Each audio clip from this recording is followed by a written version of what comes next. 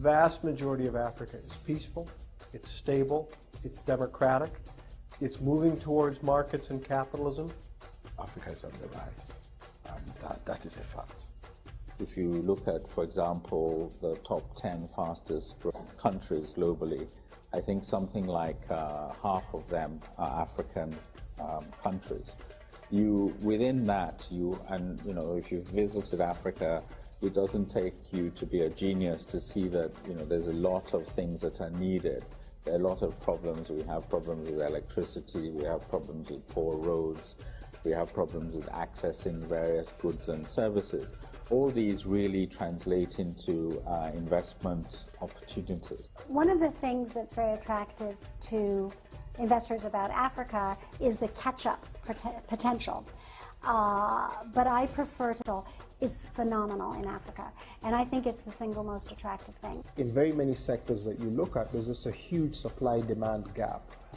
There's no question that if you can deliver the goods, there will be a market for those goods. I mean, what you're seeing is the exponential growth of the economies, of many of these economies.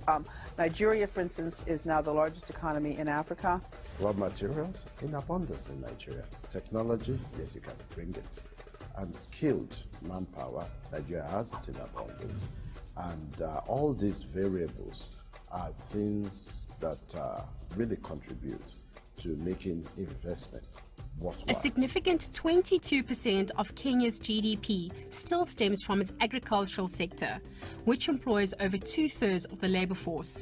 The country has also posted significant growth in the service sector, which contributes just over 60% of GDP. This is mainly attributed to the rapid expansion of their telecoms and over the past decade. Although the country is an exporter of coffee and fish, mainly to Uganda, Tanzania and the UK, Kenya is still a net importer of commodities such as iron, plastic and machinery to import partners India, China and South Africa.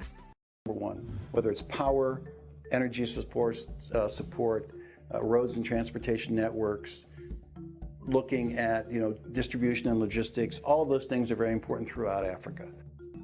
The second area I would look at is any kind of manufacturing that takes advantage of just not only a local market, but also regional markets.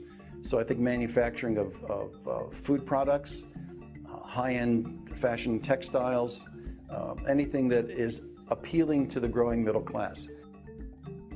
If you have a mining project, for example, there's a lot of heavy equipment that needs to go into that mining project. Being able to supply that equipment in a creative and innovative way would be quite a good opportunity. So I think there are actually quite a broad range of different opportunities. You'll see as you travel across Africa, you'll see a lot of the advertising money, a lot of being driven by cellular phones, mobile, broadband is coming into a lot of countries in Africa, places like Burundi that you wouldn't necessarily think as an opportunity.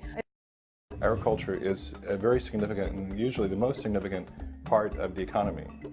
So you start thinking about the investment opportunities there are, both for young people, as I think in terms of careers and jobs and that kind of thing, but also for investors who are looking to say how can in supplying the needs of consumers. Success breeds success is the mantra.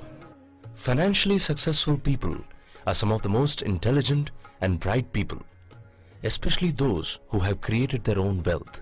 The conference aims to further utilize the intelligence of these successful entrepreneurs to be used not only to create new wealth, but also to share their experience and expertise to help new generations of budding entrepreneurs.